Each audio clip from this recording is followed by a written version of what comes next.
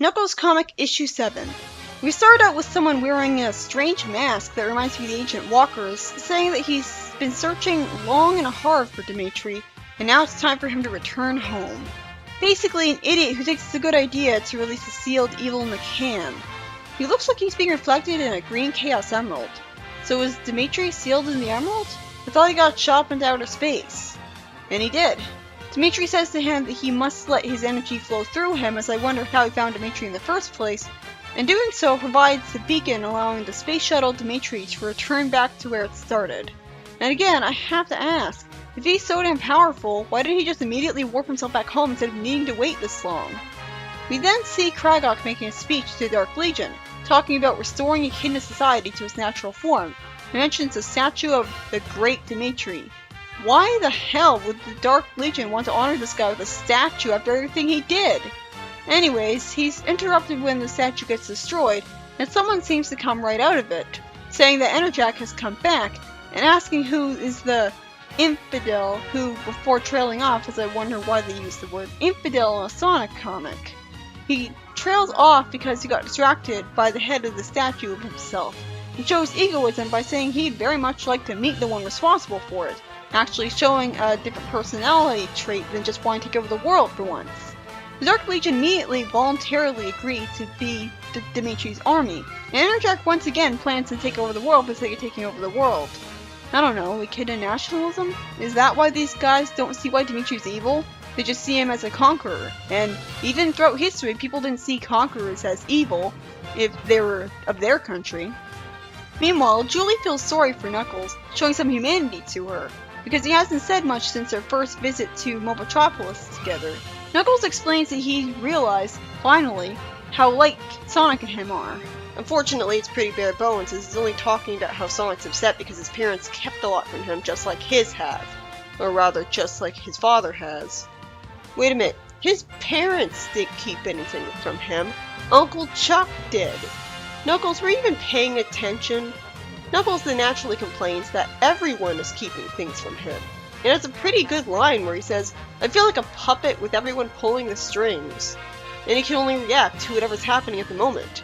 Yeah, I'm sure the fans who became tired of the other Echidnas would like to agree with you. Although, I feel like this makes him a lot better of an audience surrogate, because he doesn't know, and neither does the audience. Knuckles complains that it was all so much simpler when all he had to do was guard the Chaos Emerald. Sure, but that wouldn't have made for an interesting story, especially not interesting enough stories to fill a whole comic. I honestly prefer this over 30 issues of him sitting in front of the Emerald all day, even with the other Echidna history. Hell, I find that stuff fascinating. Julie reveals that she has her own eggs, as nobody except for him seems to have much to say to her. Naturally, since she used to be in the Dark Legion, so that'd be kinda awkward. Wait, even the regular folks disapprove of her. She can't even walk the streets without being gawked at or avoided. Oh man, now I really feel sorry for her. I'd ask why they know she's former Dark Legion, but her pointlessly cybernetic dreadlock kinda gives it away. She then says that all she wanted to do was check out where her family used to live. Her family used to live in that hyperzone where Echidnapolis was taken? I thought the Dark Legion was put in a separate zone from that one. Maybe she meant her ancestors all the way back then. But she should have said ancestors then. Knuckles apologizes that he hadn't thought about how others would react to her. It's nice of him to show sympathy like that, and he decides to go see Archimedes for a suggestion. Unless that suggestion is a magic spell that can rewire everyone's brain to be more accepting of her, I doubt he'll be able to help. Meanwhile, we see Archimedes saying that he came to his grandpa as soon as he called. Well, I say see, but I can barely see them at first because they're just tiny specks in front of a TV monitor in Haven. Archimedes' grandfather says that it may be too late because something bad's gonna happen soon, but gets interrupted by loud noise before he can explain himself further, as Enerjack shows up, coincidentally right in the perfect spot for him, and says that there won't be any cute disappearing acts on their part this time. How is he gonna get rid of their overpowered teleportation powers? No, instead he just restrains them so that they can't even move, because I guess they need to be able to move to teleport. Enerjack then leaves instead of crushing them, I guess because he's planning to have them die a more slow, painful death of exposure from not being unable to move to feed themselves, but it would have been smarter to just kill them right away. Then we cut to the leader of the Dingoes, who has come to the Echidna Paulus Council, saying that his people are tired of living in tents. I like how the bearded leader Echidna admits that he actually feels sorry for them instead of not caring about them at all. Maybe he's lying, but deeply sympathize with their plight is a little much for that. He then gives the news that their construction team is working as fast as they can. So the Echidnas ban technology to live like the ants, but construction technology is just fine. It makes logical sense, but then at least clarify that they've officially become more flexible with the technology ban instead of having confusing hypocrisy. The leader of the Dingoes fails to understand, and an Echidna woman in a nice green dress calls the Dingoes out on never attempting to establish peaceful relations with the Echidnas in the past. The Dingo leader first insists on being referred to as General because he's an arrogant dick, and then says that the situation has changed to be more in the Echidna's favor, and asks what more he could do to appease them further. Of course he's lying when he promises to have his people lay down their weapons. Meanwhile, Knuckles explains to Julie that the part of Lava Reef Zone they're in don't get many visitors, and they prefer it that way.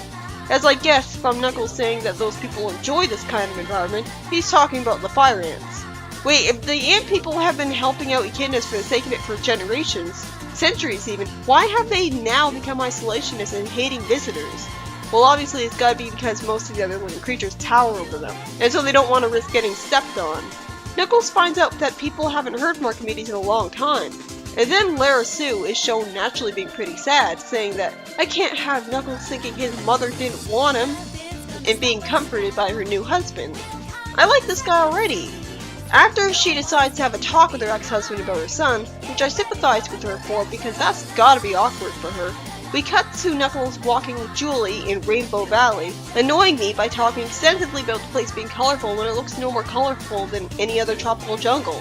Right now I'm thinking of that place where the Flickies ate gemstones, and it looked way more colorful than this. It's explained that the chameleons live here, and Knuckles says that with their ability to blend into their surroundings, this area was a natural for them to settle in. Except I don't see how a colorful area would be easier to camouflage yourself in than every other area ever, since they can turn invisible wherever they want. Knuckles says that the chameleons don't want to show themselves to strangers, and then shouts up Espio's tree asking if he's home. Unless he lives in a treehouse, that must be a pretty miserable home. No bed, no indoor plumbing, no roof. As I expected, Espio isn't home either, getting Knuckles worried. Then I get really confused by seeing Grandpa Hawking in a hospital bed sleeping when I thought that he stayed in the collapsing hyperzone to press the button sending Echidna Paulus back home, sacrificing his life in the process. But now it turns out he's still alive. But now I'm wondering why he's in this condition in the first place, if he somehow survived the collapsing zone at all. You'd think he'd either have died or been perfectly fine. The doctor, the grandson of him, makes mental contact using a device that allows him to talk to him even though he's unconscious. And this time it's perfectly believable because it's Echidna technology, which is better than Dr. Quack magically making something like this. Also, I guess medical technology is another exception to the technology ban. It makes sense. Grandpa Hawking doesn't really care whether or not he survives because he's done enough in his lifetime, which is pretty depressing. After Locke, well, I'm not sure what happened there. We cut back to Julie, who somehow needs special climbing equipment to climb up the mountain and follow Knuckles. I always thought it was a trait of all echidnas being able to climb up mountains with their bare hands. Then again, I just noticed Knuckles seems to be the only echidna who has spiked gloves like that, so maybe that's it. As the two of them arrive at a cave, and I wonder how they knew to go to this particular location, we then cut again to some Dark Legion members at night talking about how Kragok has been with Dimitri all day. I have no problem with Kragok being made subservient to Dimitri this easily because he's been shown to be a pretty weak and ineffectual villain so far, doing nothing but running away from Knuckles, making his men fight him for him, and then losing a fight and running away again. It's a smart thing to do, but either way he proved he wasn't main villain material, so this suits him a lot more. This scene is revealed to be pointless as all it does is remind you that Dimitri is going to spring a trap on Knuckles. Yeah, go figure, I could have thought of that. It's just like the Eggman scenes in the modern Sonic games, they're all padding. They're just meant to build up suspense, but they're all about telling you something's going to happen that you're going to see anyways. Meanwhile, we see Knuckles and Julie searching through a stone house for some reason. Julie makes a reckless mistake by snarking that she's finding the searching so tedious that she'd almost rather be his enemy. Dude, that is not something you want to say to a former enemy who doesn't trust you yet. It's like it's so instinctive for her to be snarky that she doesn't know when to exercise caution. Fortunately, it's not too big of a deal, as they simply go into their typical light bickering, with Knuckles saying he still doesn't know if she's his friend yet, even though he introduced her to the Freedom Fighters as such, and Julie snarking, "What, I now have to take an oath of loyalty or something?"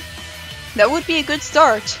Knuckles then runs out of the stone house in a hurry, calling Julie babe for some reason. I wouldn't expect that of Knuckles. And jumps off a cliff, just barely giving Julie the time to grab onto him as he glides to safety.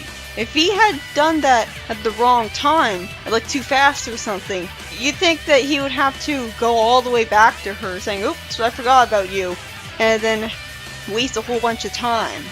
Mammoth Mongol? I didn't even notice that the first time. Good thing, too, because it would have ruined the surprise for me. Then Enerjack shows up at exactly the right time and place once again, as if he knew where everyone was on the whole island at all times, and grabs Knuckles after Knuckles tries to tell Julie to run for her life. This story by Ken Penders had a lot of cuts in it. There were so many different points of view switched to, it was a little hard to keep track of. But that does make sense considering that Knuckles' story only consisted of him wandering around the island looking for his friends, and that would have been boring as shit. So we needed other stories to make things interesting. Plenty of stories do that. I found Enerjack being revived and brought back to be extremely arbitrary. No sane person would decide to help him like that. And I felt that the Grandpa Hawking not caring if he lives or dies thing was a bit too dark. I didn't like the situation. I like Sonic because it helps me escape from reality. But I liked how Knuckles' mother decided to further the ongoing arc with her by talking with her husband about her son, rather than that being completely forgotten. And I much prefer Kragok as a subordinate to Enerjack, a true strong antagonist. It is a shame too because I found Kragok really intimidating at first, but he's just not enough of a threat. And that's fine. It doesn't ruin his character or anything. He is what he is. The story was alright, but underwhelming. Not much really happened in it. I was expecting the Freedom Fighters to show up in this issue since they've been called here in the previous one, the main comic. But if Knuckles gets captured by Enerjack at the end of this issue, how is he able to call them for help?